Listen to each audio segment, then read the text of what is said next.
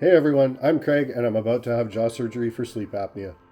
Today I want to share with you how I've been preparing for the big day and some of the logistics involved in the surgery.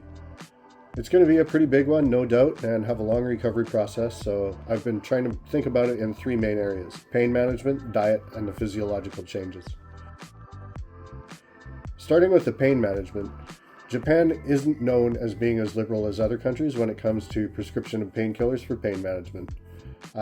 It's very, very difficult to get opioids here, and I don't think that's a bad thing given what's happening in other countries with opioids and whatnot. But that said, when you're recovering from surgery, if there's any time that you're going to use an opioid painkiller, that's probably the right time to do it. That said, I've been able to find a combination of regularly available drugs that's actually just as strong as some of the low-grade opioids out there, as measured by the medical pain scale. That's a combination of ibuprofen and acetaminophen. I know that acetaminophen's been getting a bad rap ever since the president started to say that Tylenol causes autism. I don't really see that as a risk. The risk that I am concerned of with the ibuprofen and acetaminophen combination is that it can be rough on the liver. So you can only do it for a short duration, so a couple of weeks max.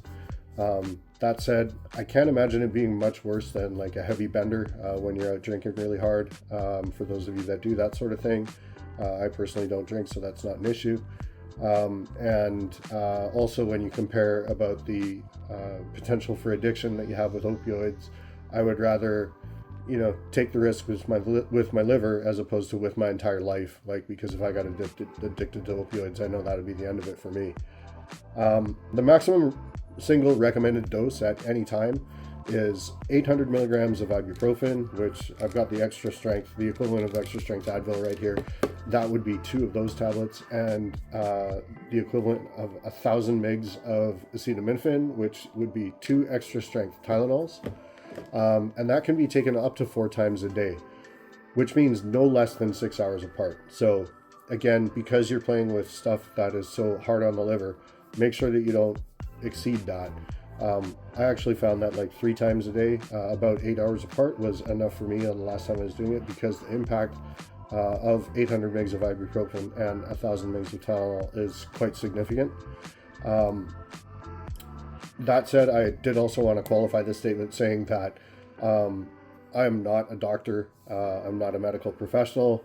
I am merely sharing with you what I've taken in the past that I found effective to work for surgeries. I do not have any problems with my liver today. However, everyone's unique, everyone has different circumstances. If you have questions about this combination, please check with your doctor. Do not take this as medical advice. Now that that's out of the way, moving into the non-medicinal pain relief, I've got quite a bit of stuff here. In the first few days, I'm going to be using cold packs and ice packs mainly. So that's, I've got a whole bunch of different shapes and sizes of them here. And they're going to be kind of my main pain relief, I think, in the first couple of days in terms of non-medicinal stuff. I've also got this thing called a jaw bra, which is where I take this and then strap it around my head and then put the cold packs in here. And I am very excited about using this actually, because in my past surgeries, cold therapy has been absolutely a game changer. Like with my ACL, oh man, the way that the cold packs always felt on my knee just felt so good. So I already know how good this is going to feel. Of course, that's only going to be because I'm in extreme discomfort at the time. But that said, I'm really looking forward to feeling how good that stuff feels. So I'll be using the jaw bra filled with cold packs, and that'll help to keep the swelling down and provide pain relief. Also, after a couple of days, when the swelling starts to come down a little bit, then I can actually stop using cold packs and start moving to heat packs. And heat on stuff that's recovering also feels really good. So that'll be an interesting transition point when I get to change from going from cold therapy to hot therapy, and that'll be really good. I'm looking forward to that. I also have these metal guys here. So what these are actually like massagers. So, and they can be refrigerated or frozen. So They're cold as it is right now, even just like sitting out at room temperature. But I'm sure that these are going to feel super good, and it's also going to allow me to kind of try to move some of the fluid and the buildup around in my face when it's going on. So I'm looking forward to using those as well. Found those on Amazon. They're pretty reasonable. But yeah, I'm looking forward to using them. In terms of the diet, I'm going to be on fluids for the first few weeks, likely 3. There are some people that get to move to kind of soft food a little bit faster than 3 weeks, but in order to manage my own expectations, I'm going to be expecting 3 weeks. I bought myself a great Ninja blender that I'll be able to use for both shakes from supplement sources, and then also to be able to blend things like chicken and rice, which I have tried, into a puree. And and it all works pretty well for that, so that'll be good. I also read some really good things about one particular supplement powder called Shakeology. That's this guy here. It's essentially like a protein powder that's got greens and also a multivitamin all in one type of thing. So it's very complete. The people that have used it have said that it has helped with the inflammation quite a bit, to the extent that their doctors have actually asked, what are you taking type of thing. So that sounds pretty encouraging to me. Having a look at the ingredients and what's contained in it, it does seem to make sense in terms of why it would be anti-inflammatory, given the supplements that are in it. So it does make sense, and I decided to give it a try. It's got a very steep price tag. I was quite surprised by it, but hopefully it'll help. Obviously, that's not going to be enough calories on its own. One of those a day isn't going to quite cut it. So I'm going to be supplementing that with Ronnie Coleman's King Mass Gainer. Yeah, buddy. Because this one, from what I saw, seems to have the best ratio of carbohydrates to protein. I found that a lot of the mass gainers out there are pretty much just straight maltodextrin along with some whey protein in it. This one has a little bit more protein per, like from a ratio perspective, so I like that. I'll also be using my regular whey isolate that I have, and then supplementing that with like carb powder or blending oats into it, bananas, peanut butter, all that kind of stuff. So I know plenty of ways to get a lot of calories in the shake. Thank you, bodybuilding. I'm not real worried about that. And then of course, once I get bored of chocolate shakes all the time, then I'm going to move on to blending up some solid food and doing that. I bought some things like soup stocks and also gravies, and then some soup mixes to create a base, and then I'll just add proteins to them. So I'll add in anything from chicken to beef to whatever I feel like in there, and blend it all up in the Ninja, which I know works well because I've had that.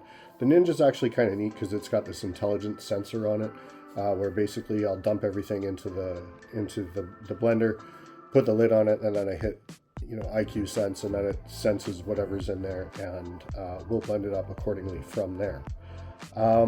Another thing that I bought is, how exciting is this?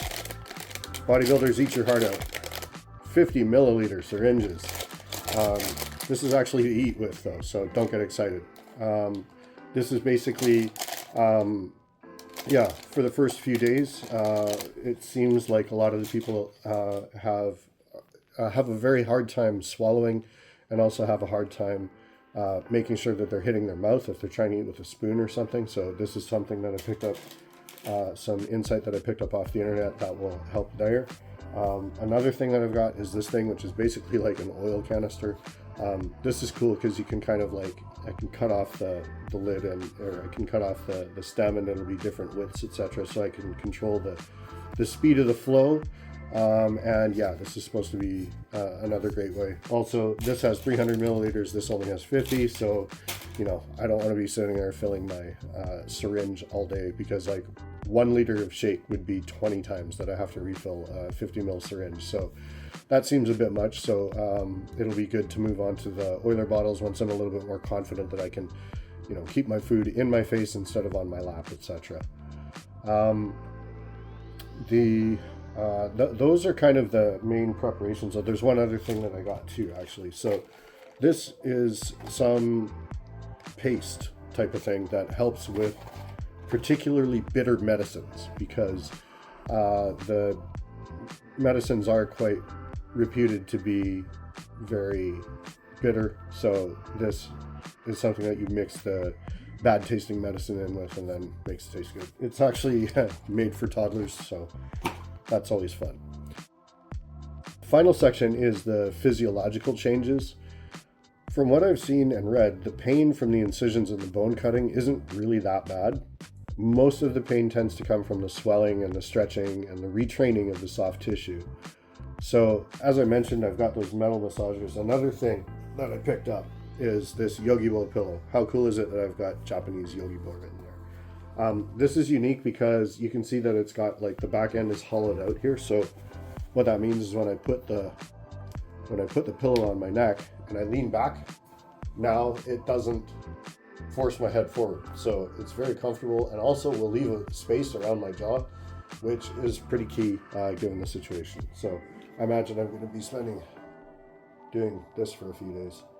You know, could make it even more complete and put the jaw bra on. What do you think? No, we'll leave that for another time. I'm sure you'll see plenty of those in subsequent videos anyways. The other thing for the physiological changes, the incisions that they're going to be making in my jaw are quite close to the nerve that controls the feeling in this area here.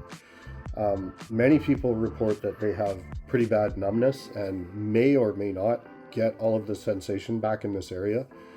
That was a bit of a concern for me. I was particularly scared about shaving because I am not a mustache guy. I'm not a beard guy. I am a cleanly shaven face guy. And it's the thought of, if I don't have any sensation there, I'm just so scared of turning my face in a hamburger that I opted for a electric razor, which is something that I was never really big into before, but I think that it makes sense given the circumstances.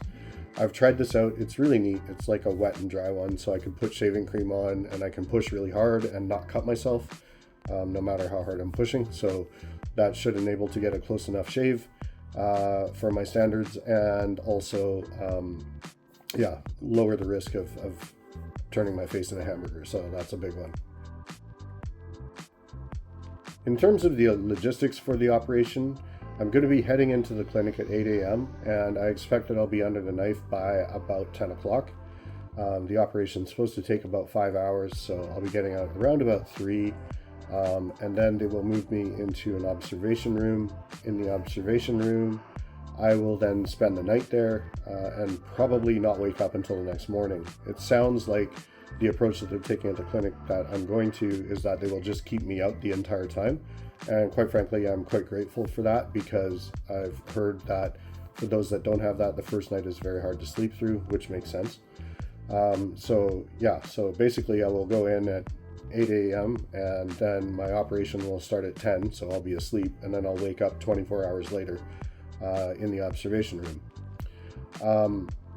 After that, I will spend most of the day at the clinic, I think, when they are getting me, continuing to run tests, make sure that everything is okay, making sure that I'm doing well, learning how to eat again, that sort of thing. And then I will be heading to a hotel that's very near the clinic, and I'll be spending 2 nights there.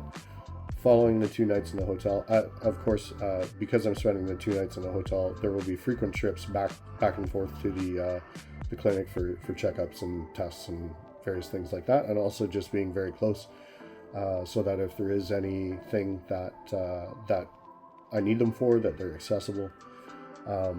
And then following those 2 nights, then I will be coming back home, and I'll be staying at home, and then just going to the clinic for checkups at like 1 week, 1 month, etc., etc. So yeah, it's nice because I don't have an extended hospital stay. The hospital stays can sometimes just be absolutely torturous, like when you're feeling ready to get up and moving and not able to do so. And then also, of course, with this one, because it's about breathing and airways and all that kind of stuff, like I don't really want a whole bunch of people around me. So the fact that I'll be able to do this completely privately is really good. I'm looking forward to that. And then also, as I said, I'm feeling extremely grateful that this hospital takes the approach of putting you out throughout the roughest part of the entire period. And then staying at the hotel nearby will be great. Great to be so accessible and not have to worry about transport so much. So that's really all there is to it with this in terms of like from logistics perspective. I'm so lucky to live in Tokyo, and the clinic is less than 5 kilometers away from my house anyways, so it's a really good situation. And even if I do need to rush over there, it's never going to take me more than 20 minutes to get there. So just very fortunate to be here and have this level of care so close and so accessible to me. Thanks very much for watching. If you have any comments or questions, please drop them down below. Like, subscribe, all that sort of stuff, and I hope to see you in the next video. Thanks.